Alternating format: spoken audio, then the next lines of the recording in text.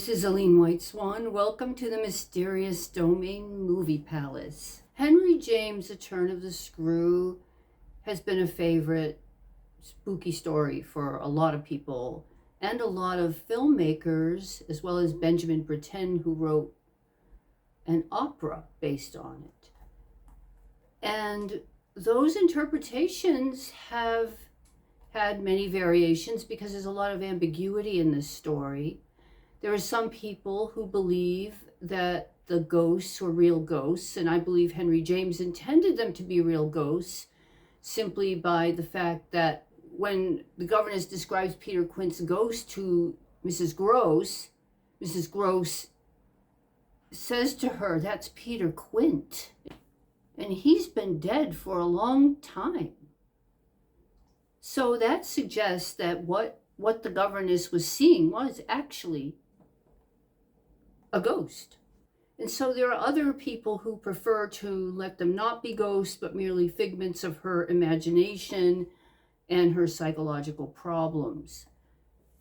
There are also other things that are interpreted differently. For instance, where is the evil coming from? And that's really the big question, I think, that is sometimes twisted in various ways that I don't think Henry James necessarily had in mind. Now, the first thing that I want to mention is that there's almost no descriptions really of the governess. In the beginning of the book, which is told in first person, describes her as the youngest of several daughters of a poor country parson who, at the age of 20, on taking on service for the first time in the schoolroom, came up to London in trepidation to answer in person an advertisement that had been placed in her brief correspondence with the advertiser. That's all they say about her.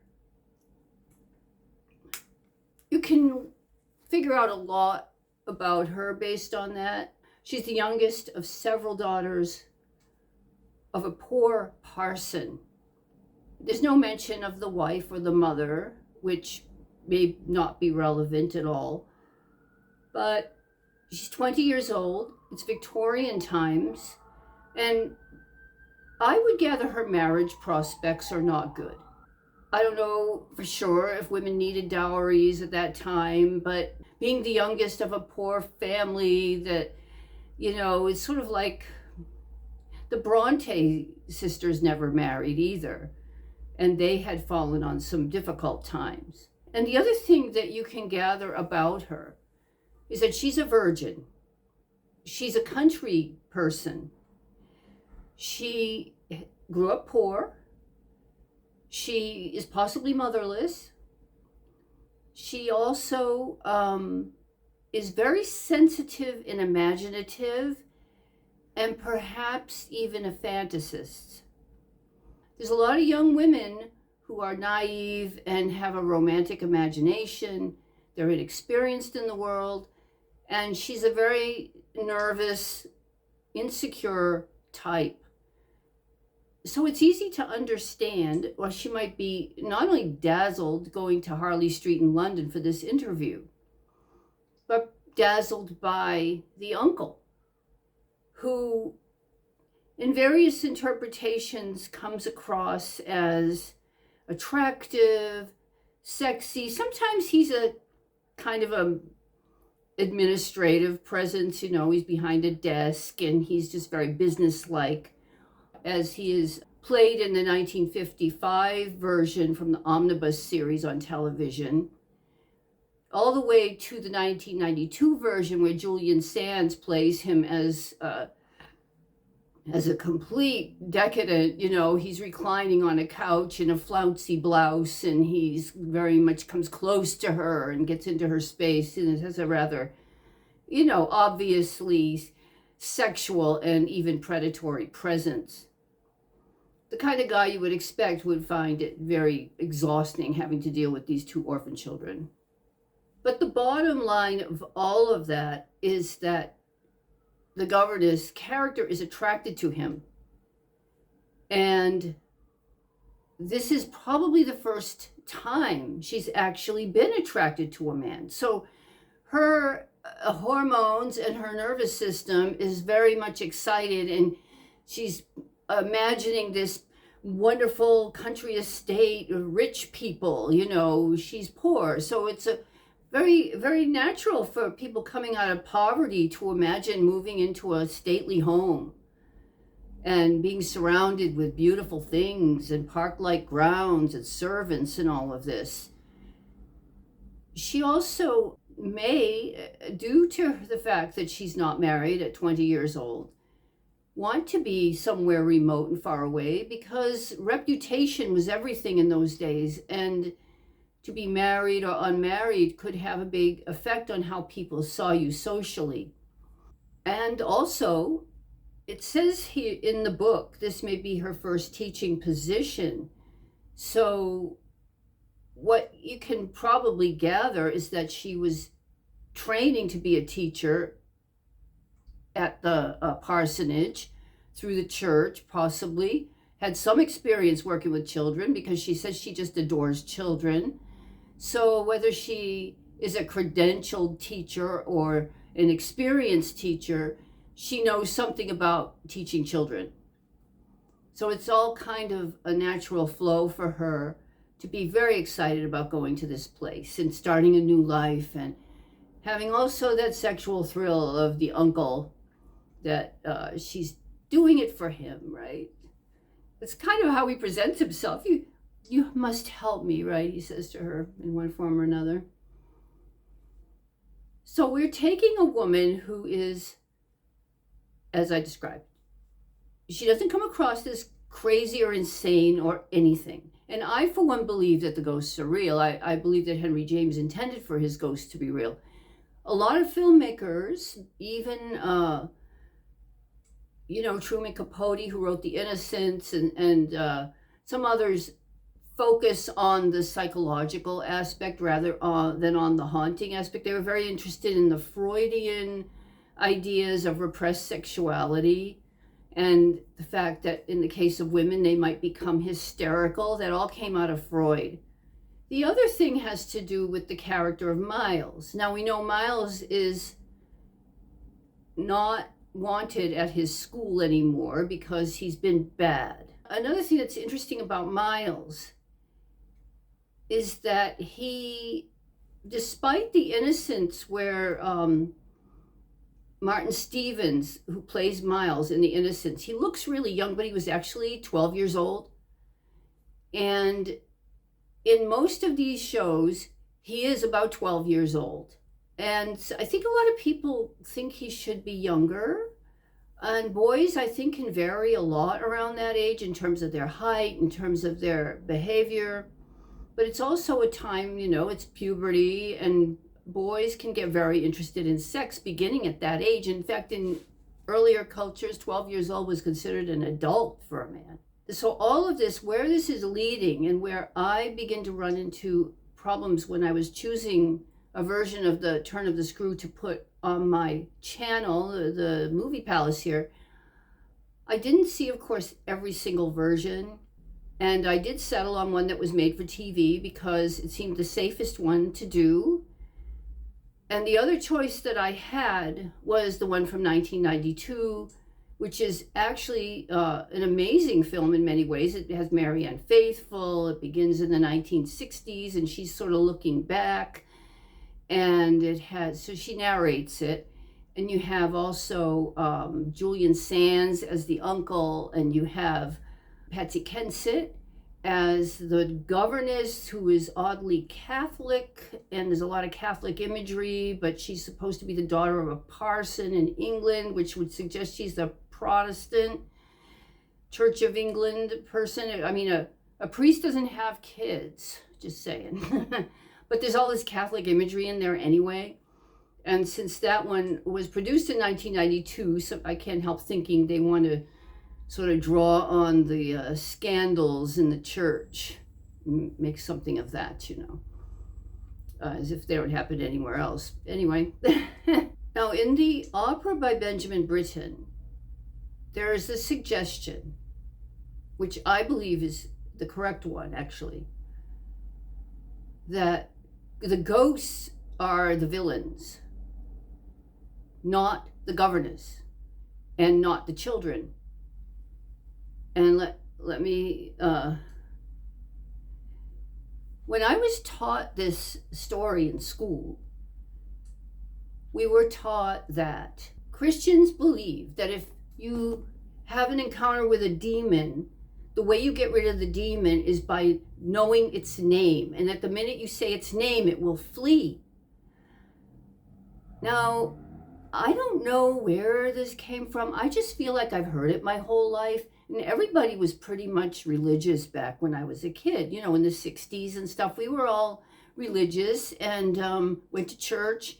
And whether this idea came from church teaching that we got or from television shows or from movies, I don't really know where it originally came from. But The Innocents, with the screenplay by Truman Capote that has Deborah Kerr and Michael Redgrave as the uncle, came out in 1961. So I would have been 6 years old. So that when I was in like middle school or whatever age I was when we read Turn of the Screw for English class, was that it was a given that she just believed that in order to drive out a demon, you had to know the demon's name. And that's why the whole ending of the story is her trying to get Miles to say the demon's name, who she believes is Peter Quint. And we were also very religious. Now, we're living in really secular times now, but they were, if you think we were religious back in the mid-century, 1900s, they were really religious back in the Victorian period.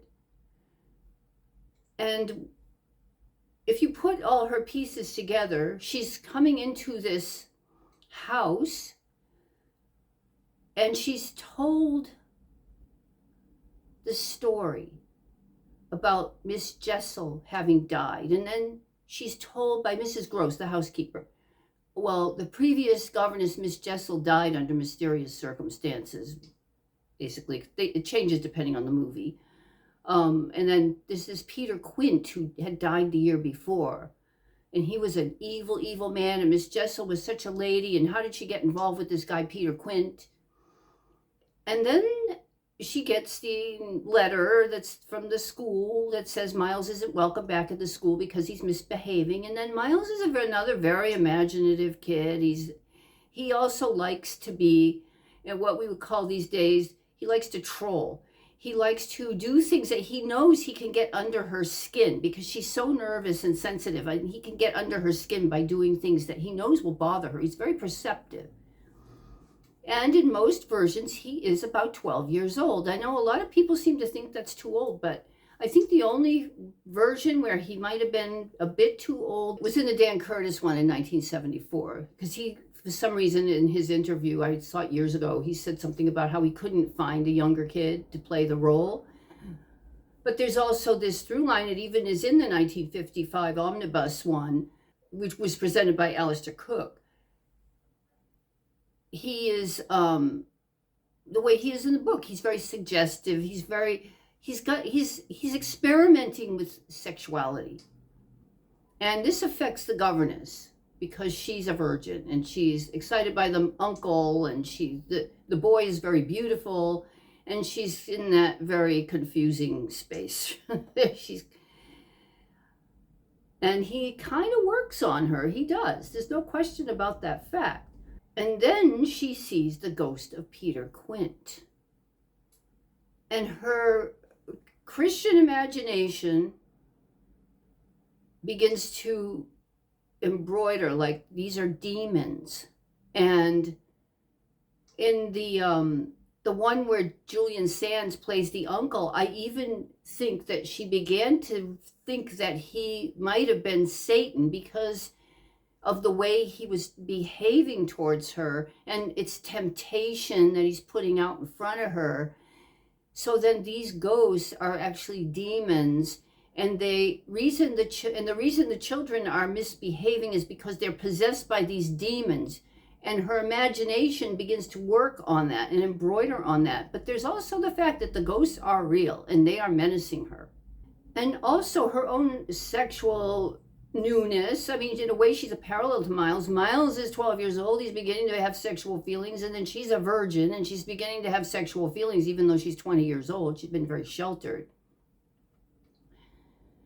These ghosts are bringing up her desires. Like she's identifying with Miss Jessel. She is terrified of Peter Quint, but she's also drawn by their story. She's drawn into it. And she's projecting it onto the children, especially onto Miles, because she cannot deal with the fact that Miles is affecting her in a way that she knows is wrong. So it's all very much in the mind of a person like this is very much evil and devilish and confusing because she can't deal with her own physical, her flesh, you could say. Now, I had an issue when looking for versions of The Turn of the Screw to put on my channel, because I just felt like doing one, you know. I felt like Turn of the Screw. And also, TV movies are safer for a channel like mine because feature films will get copyrighted a lot. And the TV films seem to slide under the radar. And so I was looking for a television version, and I did find the one I found, The Turn of the Screw. So I did pick the one from Shelley Duvall's Nightmare Classics, which has Amy Irving as the governess. And some people did comment that the boy playing Miles was too old. And I think people are basing that on the Martin Stevens Miles in The Innocents, who looks way younger than he actually was. He was actually 12 years old. And even though Balthazar Getty was tall and elegant looking, he might not have been much older than that. And it makes a difference in how this whole thing plays out, really. At the end, and my biggest issue with all of these has to do with the ending of the film. 1955 one from the Omnibus series. It ends, and the opera, it ends the way you would think. The governess is alone with Miles. He's very nervous. She's very nervous. He's being very sexual with her. And she starts talking about Peter Quint. And Miles has a kind of an episode where he kind of goes a little crazy. And she realizes in her mind, she believes he's possessed by Peter Quint, which may actually be true. And she's focused, and this is the whole point of the story, the way I was taught it, force him to say the name of Peter Quint, so then the demon will leave and he'll be free. That's why she says, when he says Peter Quint, and he dies, he has a heart attack and he dies, and she says, oh, you're free, now you're free. The reason she says he's free is because she believes that the demon's name was said and it had to leave. Now, usually you have to say, in the name of Jesus Christ, you must leave, but, you know, we're in secular times. And at the end of the 1955 one and the end of the opera, she grieves and she holds him and she grieves, but she doesn't kiss him on the lips until Deborah Carr does it in The Innocents. And you have a very young looking Miles here, and she's doing this, and this is a shock. And it's got to do with that Freudian thing that, you know, finally her repression, she's free of her sexual repression or something. Or you might believe that the demon of Miss Jessel actually got into her, and she has lost her boundaries, you could say.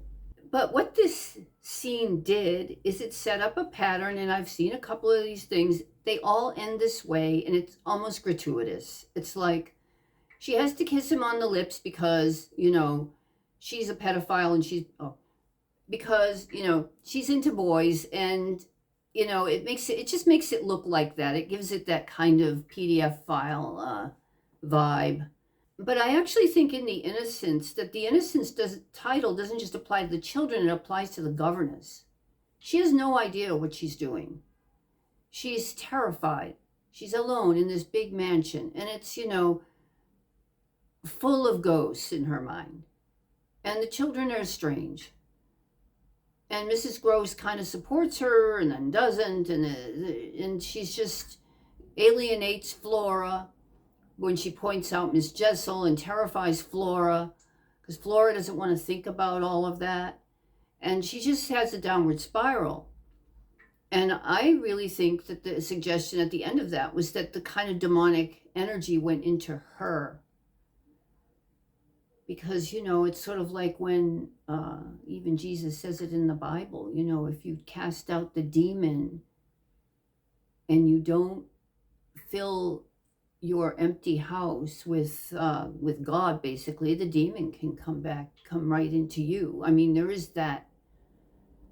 Because there is a sort of a belief, too, that if you exorcise a demon, but you're not completely filled with the light and filled with God, that the demon can come and get into you. Which is why there's so many rules and strictures in the church about how you do this, and you have to have certain permissions and authorities and all this stuff. So I put this up there, and like I said, I've seen this ending ever since The Innocents, and it seems gratuitous to me, and it kind of isn't necessary, actually. But I also was torn because I wanted to put into the movie Palace The Turn of the Screw from 1992, which opens with Marianne Faithfull, and it's the 60s, and I don't know how they thought to bridge the age of the character, but she takes on the role of the narrator, which kind of goes with the book, because this is supposed to be a diary or a journal from this governess that this person had received, which is why it's all in the first person. So it's narrated. And the performance of Julian Sands is incredible. Patsy Kensit is really good. The actors are great in this film, and just the atmosphere and the way it's done is really interesting and different and creative. But in the last scene, the little boy called Joseph England at the time, he does look young. He really does. I can't find his age on anything because he was only in 3 movies and he doesn't really have a biography. But the way that film ended, that little boy was not acting. He looked absolutely terrified. He looked so terrified and his face was dirty for some reason. There was nothing in the movie that suggested there was any reason why his face should be dirty. And the way it was edited, I don't blame the actors for how anything is edited, because they do what they do, and then the editor does their thing, and the director. But what he was showing was real terror. And all I could think of is that this is the film industry abusing children. He just looked like he was being abused, and I couldn't handle it. It haunted me for weeks. And at the ending, they show like a montage of all these predatory male laughing and jeering and mocking towards him. And it was like the uncle, and it was Peter Quint, and it was, just diabolical, which, of course I get that, but you can tell when someone is acting, and you can tell when a director is taking care of the children properly. But you can also tell when somebody is in a raw state of absolute terror. So I looked him up, of course, and I looked at his movies. I could find nothing personal about him. In 1992, he was in The Turn of the Screw. In 1993, he was in a TV series called Comics. He was in 1 episode. In 1994, he was in a version of Frankenstein. In 1994, he was in a film that has no thumbnail called Chicken Talk. It's a short film, and there's nothing about it. And then in 1999, he was in a film called Simon Magus, where he plays Elijah. Must have been a little older, huh? But then I saw this Chicken Talk thing, and I thought that there's something really terrible here.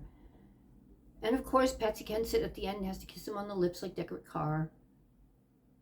And it totally destroyed the film for me. And I really wanted to put it on the channel, but I couldn't do it. I just said, I cannot in my soul give any support to a film that has abused a little boy in the film and films it. And what, they think it's method acting or something.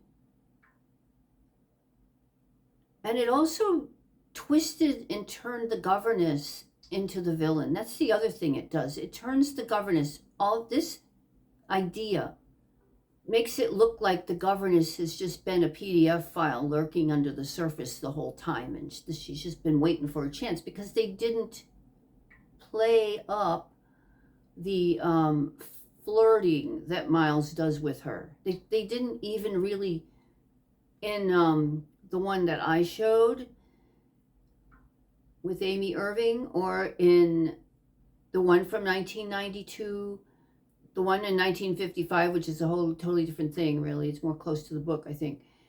But they didn't play up this flirtation between Miles and the governess.